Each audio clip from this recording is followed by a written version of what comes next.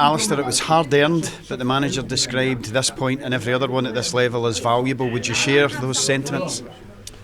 Yeah, at this level, every point is hard earned, and it adds up. And I think that's the most important thing. And I think the Gaffer made a great point, is that, you know, if you're not going to find a way to win a match, you need to make sure that you don't lose it at this level, especially at home. We didn't have a great first half. Obviously, going to halftime 1-0 down, they were causing us quite a bit of problems, but I think that we came out in the second half, made some tactical changes, and I think that really helped. Again, I can't fault the guys' effort. The guys put everything into that. Obviously, got a great equalizer from Dyson.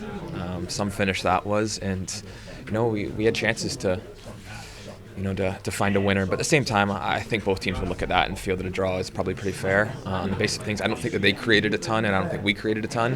Obviously, we got a little bit lucky with the goal that was called back from them, but even then I thought that we were still in the ascendancy and looked more likely to score a winner after that was called back. But at the same time, got to move on 1 point and go from there. It felt like there was a puzzle to solve in the first half tactically. Did anything take you by surprise about how Brugge approached this match tonight? Yes and no. I mean, I think that we expected them to come out and be, you know, pretty positive, but at the same time is that I think what they'd shown in previous matches, they were a bit more aggressive potentially at home than away. So I think that kind of surprised us a little bit. But I think that our ability to change at halftime shows how far we've come in terms of, you know, we weren't just going to let that go idle and just accept that. We really changed how we pressed, and I think we made it a lot more difficult for them in the second half to get out, because in the first half it was exactly that. We were kind of half and half. We were pressing, but we weren't. We were keeping one guy probably one too many back, and they're a good team. I mean, they found spots, they found really good pockets, got turned, and were dangerous.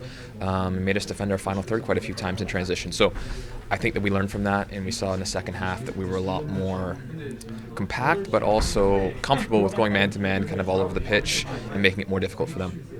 Commentators have made note of the strength of our squad this season. How important were the changes that were made in personnel as well as tactics tonight? No, it's exactly that. I mean, the strength of the squad is one of our, you know, kind of core pillars of this club, and it's so important because, again, you look at the schedule, you know, as well as anyone, that it really is a match every 3 or 4 days, and it's constantly recovery, playing.